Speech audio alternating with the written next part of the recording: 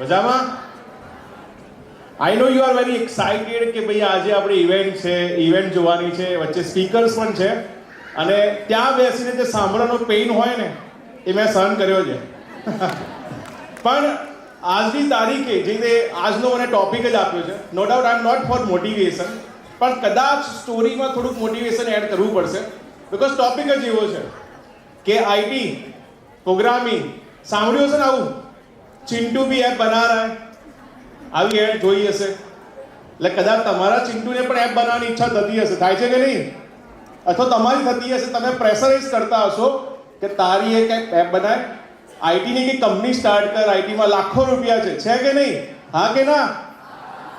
Okay, તો C honestly કહું તો મેં કોઈ સ્પીચ રેડી નથી કરી, પણ હા ઓડિયન્સ જો ઇન્ટરેસ્ટેડ હશે તે પ્રમાણે કન્ટેન્ટ ડિલિવર કરી શકીએ.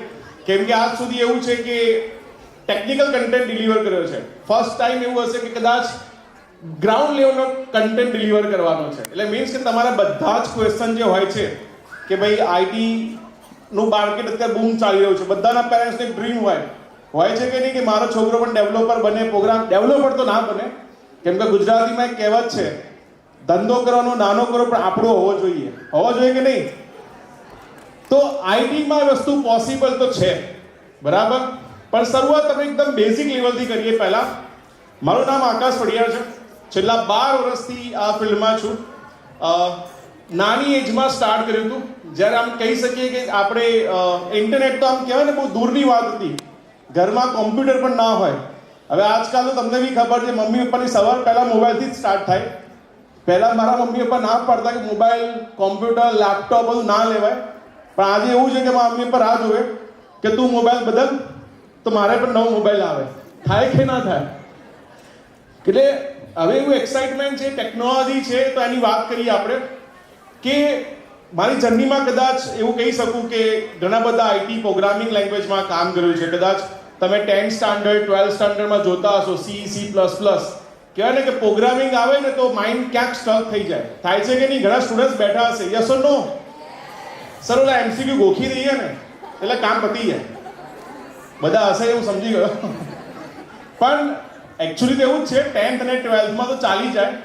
પણ માની લો કે તમે કદાચ હવે ગ્રેજ્યુએશનમાં જઈએ એટલે કદાચ બધા એવું કહેતા હોય, આમ તો બધા સ્પીકર્સ છે અહીંયા એટલે આવું તો ના બોલાય મારે, BCom છે, BBA છે, MBA છે, બરાબર, ઘણા બધા ઓપ્શન્સ અવેલેબલ છે, પણ હરી ફરીને છેલ્લે એક જ ઓપ્શન આવે છે કે આઈટી. તમે નહીં માનો, અત્યારે છેલ્લા પેન્ડેમિક પછી કદાચ હું એવું કહી શકું કે રોજના 5 થી 7 લોકો ઇન્ક્વાયરી કરવા આવતા હશે, અને એ લોકોની ઇન્ક્વાયરીમાં હું સાંભળું તો કે 7 વર્ષનો આઈટી નોન આઈટી બેકગ્રાઉન્ડથી બિલોંગ કરું છું, મારી સેલેરી X અમાઉન્ટ છે અને મને આઈટીમાં જમ્પ કરવું છે. છેલ્લી એક ઇન્ક્વાયરી તો હું કહું ને કે MBBS થયેલા પ્રોફેસર, ડૉક્ટર હતા, એ પોતે આઈટીમાં આવવા માંગે છે. કદાચ તમને જોક લાગશે પણ એવું થાય છે.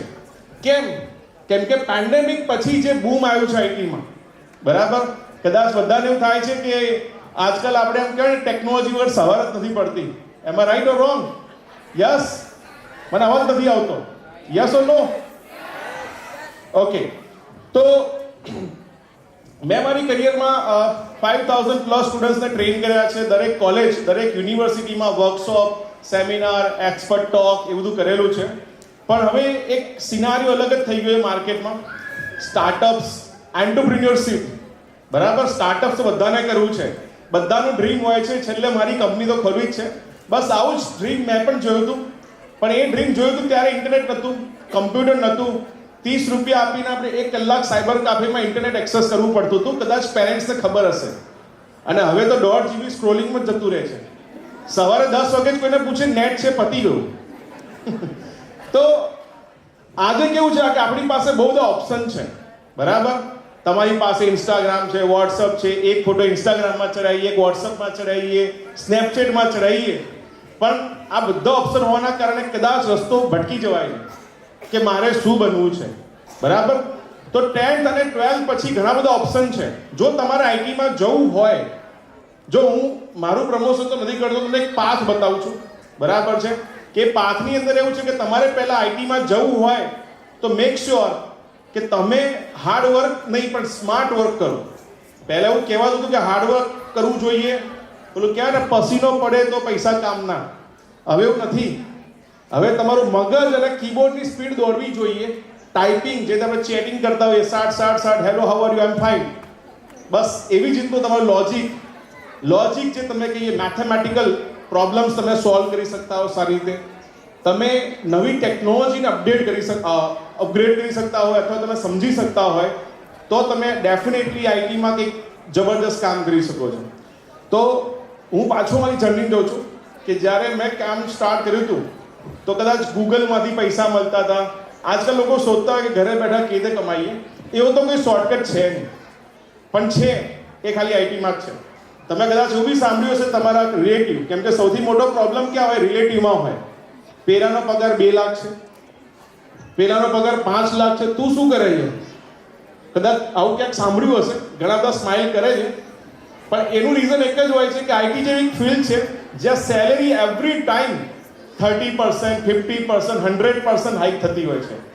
બીજી કોઈ ફિલ્ડ હશે, પણ મારા ધ્યાનમાં તો આઈટી ફિલ્ડ એવી છે કે તમે લાખના 2 લાખ પણ કરી શકો છો without any investment. But yes, you have to invest your single minute to learn something new. અત્યારે તમે સાંભળ્યું છે ક્રિપ્ટો કરન્સી, બિટકોઇન. સાંભળ્યું છે બિટકોઇન? આમ તો ના કરાય બધું, પણ જે લોકો શરૂઆતમાં ઉતરી ગયા એ લોકો કરોડપતિ બની ગયા. જે પછીથી ઉતરી ગયા એ કોઈને કહેતા જ નથી કે બિટકોઇન શું છે. બરાબર? તો એવું કહી શકીએ કે બીસીએ, સૌથી પહેલા આપણે વાત કરીએ કે 12th સ્ટાન્ડર્ડના સ્ટુડન્ટ્સ હોય કોમર્સના, એમના માટે મેઇન ઓપ્શન છે કે તમે બીસીએ લઈ શકો છો. બીકોમ પણ ઓપ્શન છે. બીકોમ કરો સાથે પ્રોગ્રામિંગ પણ શીખી શકો છો. કોરોના પહેલા એવું હતું કે આઈટી કંપની, અમદાવાદની જેટલી પણ આઈટી કંપની હતી ને એ લોકોને ક્રાઇટેરિયા હતો કે તમે આઈટી બેકગ્રાઉન્ડથી બિલોંગ કરો છો, BTech, BCA, MCA, MSc IT, engineering, diploma, PGDCA, આટલા બધામાંથી તમે બિલોંગ કરતા હોય તો જ જોબ મળે. હવે એવું નથી રહ્યું. હવે કોઈ પણ પર્સન પ્રોગ્રામર બની શકે છે. છેલ્લે કંઈ ના થાય ને તો બિઝનેસ તો ખોલી જ શકે છે. કેમ? એક લેપટોપ જોઈએ, સારું વાઈફાઈ જોઈએ અને કનેક્શન જોઈએ થોડા પ્રોપર, તો તમે ઘરે બેઠા કમાઈ શકો છો. એટલે 12th પછી તમારી જોડે ઓપ્શન છે કે તમે બીસીએ લઈ લો. બીસીએ પછી તમે એમસીએ પણ કરી શકો છો, અથવા ડિરેક્ટલી આફ્ટર 10th ઓર 12th તમે ડિપ્લોમા એન્જિનિયરિંગ લઈને કોમ્પ્યુટર છે, આઈટી છે, બરાબર, આજકાલ તમે સાંભળ્યું હશે AI ML, artificial intelligent, machine learning, સાંભળ્યું છે ને? હા કે ના? ઓડિયન્સને થોડો કંટાળો આવે છે. હા કે ના? તમે જોજો ઘણી વખત ઇન્સ્ટાગ્રામ એવું થાય છે, આ વિડીયો તમે જોઈ જ નથી, પાછી કેમ આવી? તમે જેને લાઈક કરો એ જ વિડીયો તમને એવરી ટાઈમ બતાવે છે. That is a machine learning. તો આ બધી ડિમાન્ડ ધીરે ધીરે આવી રહી છે. તમે સાંભળ્યું હશે કે ડેટાનું કલેક્શન થઈ રહ્યું છે. સો આ બધા ટાઈપના પ્રોગ્રામિંગ છે જેમાં કદાચ ઇન ફ્યુચર તમે જોઈન થાવ બીસીએમાં કે એમસીએમાં, એન્જિનિયરિંગમાં, તો તમારું એક કરિયર સારું બનાવી શકો છો. એમ તો મલ્હાર સર, હું ઘણી જોતો હોઉં એમની વિડીયો, એમના reels, sir up to date છે એમાં, કે ઘણી વખત ઓનલાઈન સ્ટ્રીમમાં ભણાવતા હોય છે. બરાબર, વચમાં પાવર પોઈન્ટનું એક પ્રેઝન્ટેશન બી કર્યું હતું, સ્ટુડન્ટે સારી રીતે એમાં પરફોર્મ કર્યું હતું, હું જોતો હતો. એટલે આજે એવું કહેવાય ને કે ઘરે ઘરે આઈટી છે, ઘરે ઘરે આઈટી વાળા પણ છે, અને આઈટીમાંથી બેસીને તમે કંઈ પણ કરી શકો છો. તો આના રિલેટેડ ક્યારે બી કંઈક જોઈએ હેલ્પ, આમ તો નથી કરતો. યુટ્યુબમાં ઘણું બધું મળે છે. યુટ્યુબ યુનિવર્સિટી કહેવાય આખી, જેમાં આમ કહેવાય કે આઈટીમાં જવા માટે પહેલાં મોટિવેશન જોઈએ. કેમ કે પ્રોગ્રામિંગ કેવું છે કે 2 કીબોર્ડમાં એન્ટ્રી કરવાથી કંઈ થતું નથી. ઘણું બધું લોજિક, ઘણા બધા બ્રેન એની પર અપ્લાય કરવું પડે. ઘણા બધા સ્ટુડન્ટ હા પાડે છે કેમ કે એમને ખબર છે કોમ્પ્યુટર નહીં ગમતું સર, બાકી મેથ્સમાં અમે એક્સપર્ટ છીએ, સાયન્સમાં એક્સપર્ટ છીએ, બાકી જે બી સબ્જેક્ટ આવતા હોય. But a for a kind information, I was fail in 10th standard. મારું 1 વર્ષ મેં ડ્રોપ કર્યું હતું, એટલે કરવું નહોતું પડ્યું, કરવું જ પડ્યું હતું. પણ એ વખતે મારું વિઝન ક્લિયર હતું કે હું પ્રોગ્રામિંગ કરીને કંઈક કરીશ.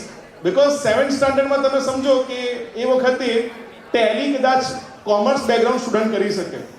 હવે ટેલી 7th સ્ટાન્ડર્ડમાં મેં શીખી લીધું હતું. એ કેવી રીતે કે મારા અંકલને શીખવાડવા માટે આવતા હતા. જ્યારે P4 સિસ્ટમ આવતી હતી, Pentium 4, 90,000નું CPU આવતું હતું એ ખાલી, બરાબર. એ સિસ્ટમમાં મારા અંકલને શીખવાડતા હતા, પણ એની જગ્યાએ હું શીખી ગયો. બસ ત્યારથી કંઈક ડ્રીમ થઈ ગયું કે ભાઈ પ્રોગ્રામિંગ કે ભાઈ આ ફિલ્ડમાં કંઈક કરવું છે.